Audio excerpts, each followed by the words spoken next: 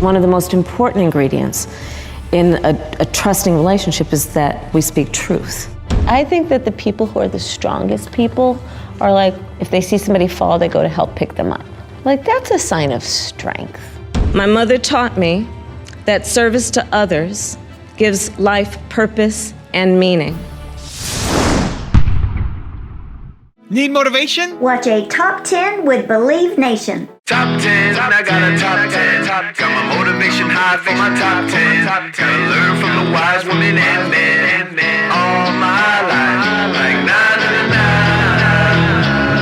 for my top 10, top 10, 9.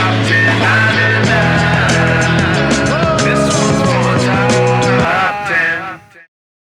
Hey, it's Carmichael, and I make these videos because chances are you are the most ambitious person in your circle, but you know you're capable of more, and you get that push by surrounding yourself with the best. So today, let's learn from one of the best, Kamala Harris, and my take on her top 10 rules of success.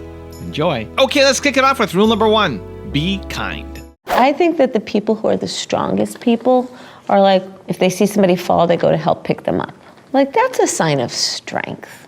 It's actually stronger to be kind than it is to be mean. And that's a winning argument every time. Rule number 2, fight back.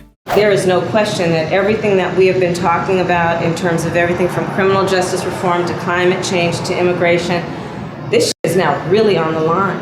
There is no guarantee that we are any closer than ever before, and we may actually be further behind. And when I look at my little nephew and he looks up at me, he's looking at me for inspiration, and I'm trying to find the words to tell him something that makes him feel better.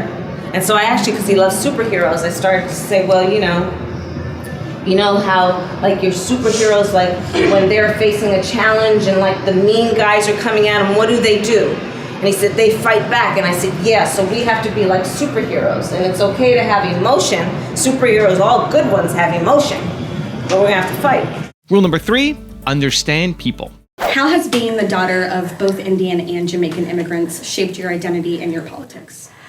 Well, I've always been who I am. So I think that the challenge is to maybe help other people understand what that means. But for me, it was growing up with a lot of cultural pride. It was about growing up and learning practically from the day I was born about the commonalities among people, regardless of where they were born or what languages spoke, by their grandparents or how their last names are spelled. I learned really from the moment of birth how much people have in common. And that guides me through today, especially when we now have such powerful forces in our country that are trying to sow hate and division among us and have people point fingers at each other. It is actually not only, I think, immoral and wrong, it's actually it's ignorant, because it overlooks the fact that when you really understand people, you know that most of our urges, most of our desires for ourselves and our families are universal in nature. Rule number 4, serve others. My mother taught me that service to others gives life purpose and meaning. And oh, how I wish she were here tonight, but I know she's looking down on me from above. I keep thinking about that 25-year-old Indian woman, all of 5 feet tall, who gave birth to me at Kaiser Hospital in Oakland, California. On that day, she probably could have never imagined that I would be standing before you now and speaking these words. I do so committed to the values she taught me, to the word that teaches me to walk by faith and not by sight, and to a vision passed on through generations of Americans, one that Joe Biden shares, a vision of our nation as a beloved community, where all are welcome, no matter what we look like, no matter where we come from, or who we love. A country where we may not agree on every detail, but we are united by the fundamental belief that every human being is of infinite worth, deserving of compassion, dignity, and respect. A country where we look out for one another, where we rise and fall as one, where we face our challenges and celebrate our triumphs together. Also, if you want to build more confidence, the science says it can take up to 254 days of consecutive action to successfully build a habit. So I've created a free program for you where every day for 254 days, I will send you an unlisted video to your email, absolutely free, to help you build your confidence. The link to join is in the description below. Who am I? No, really, who am I? What do I care about? And the answers to those questions have resulted in the woman who stands before you today. I think about that a lot. People say, does it bother you when people underestimate you? And I say, I welcome people to underestimate me. When you pull it off, it's great. Same thing in real estate. You go against the tide. People are selling, you're buying, the tide changes. Rule number 5, build connections.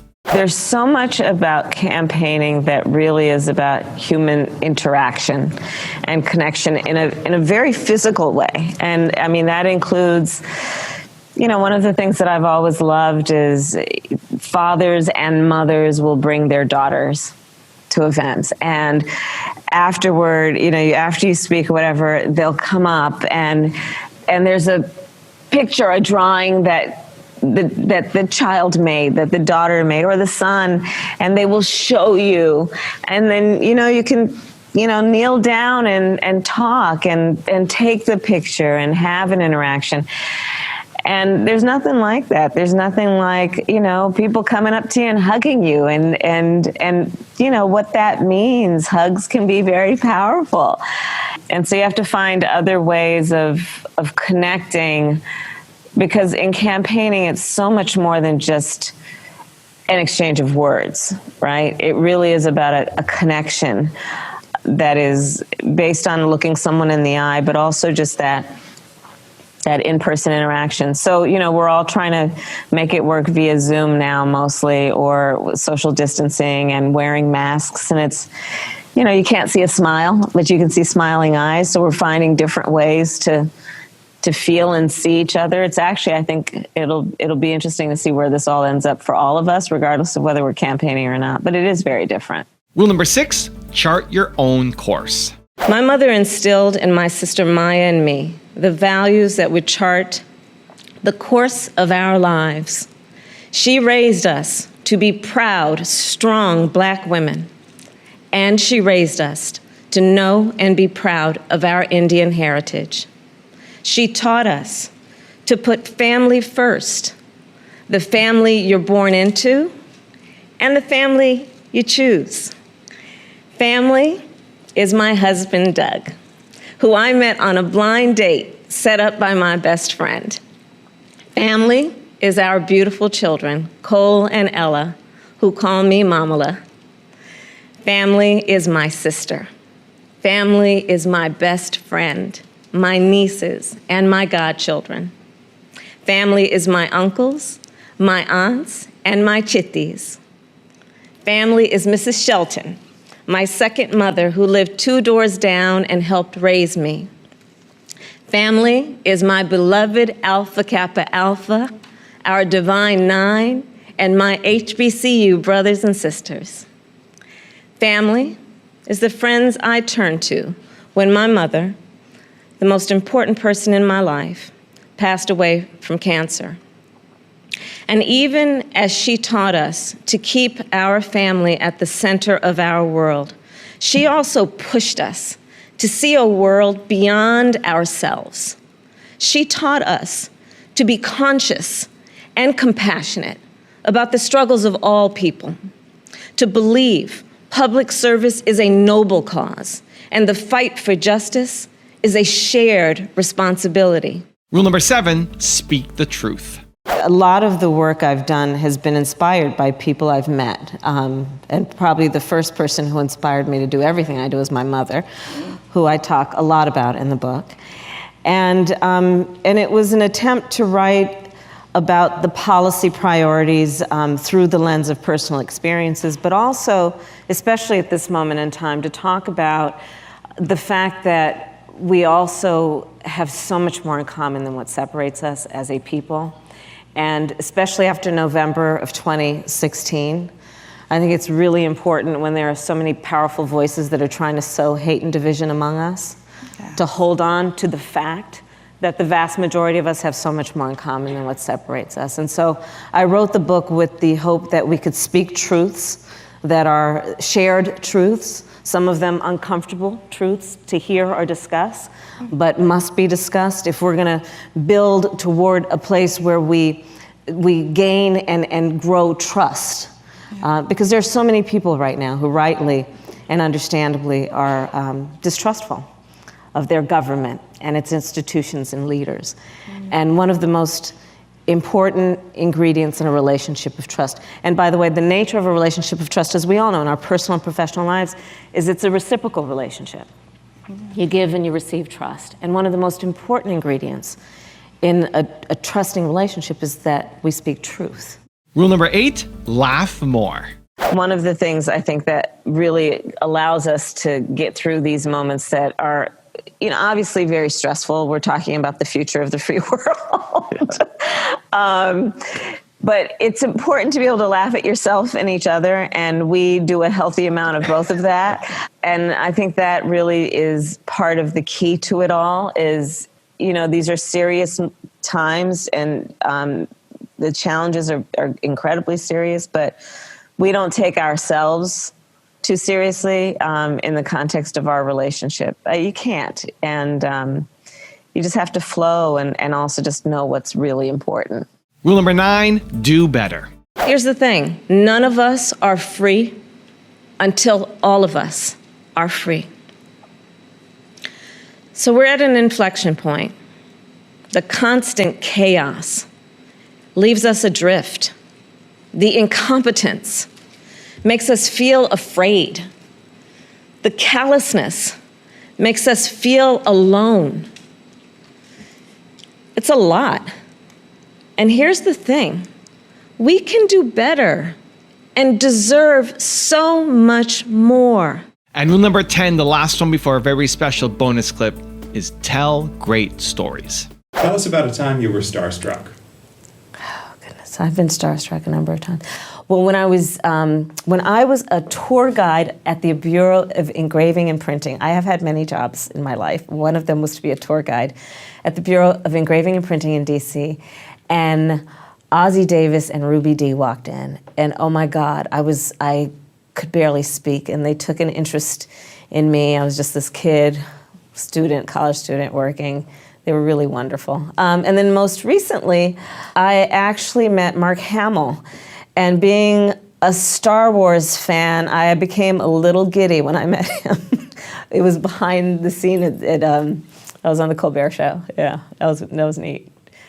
He said that maybe the Force could be with me. He did.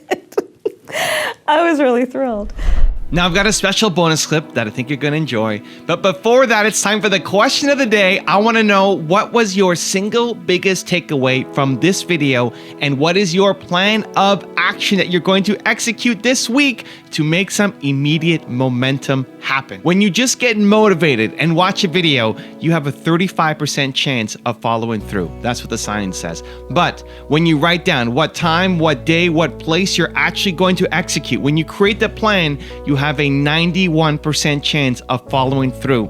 And I want that for you. And when you commit to people publicly, you increase your chances even more of actually doing it. So I want to know what your single biggest takeaway from this video was, and your specific plan of action to actually get the result you're after. Let me know. Put it down in the comments below, because I want to celebrate you.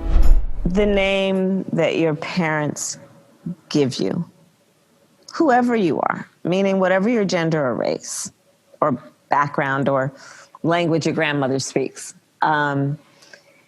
It's a very special thing. I mean, we know, we've been watching, we know many cultures have naming ceremonies, right?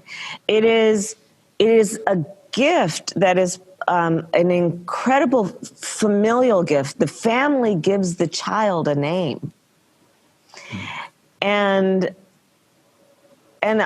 so I come at it from that, not about myself, but for everyone, right? Which is, if you understand that the bestowing of a name, one should then respect the names that people are given and use those names with respect in the way we speak it. And that's how I think about it, just as a general matter. I mean, sometimes my team will give me in a acknowledgement card names of people to acknowledge at events, and just their title and last name is there, and I'll always say, what's their full name? And maybe that comes from my own experience with my name, but I think names are very important. I tend to address people by their full name and not use the shortened version. And I don't think I've ever realized that I do that. I don't do that consciously, but it's what I've always done. I think that names are important. And I will say often to young people that I meet on the trail, and they'll say, well, my name is John. And I'll say, what's your last name? Right.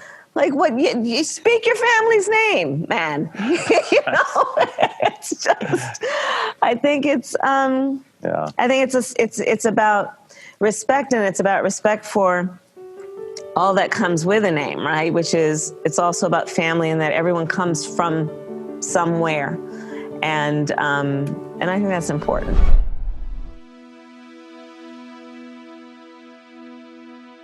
If you want to change your life in the next 30 days for free, check out my training right here below. Or if you want to see the top 10 I did on Michelle Obama, check out the video right there next to me. I think you'll enjoy them. Continue to believe, and I'll see you there.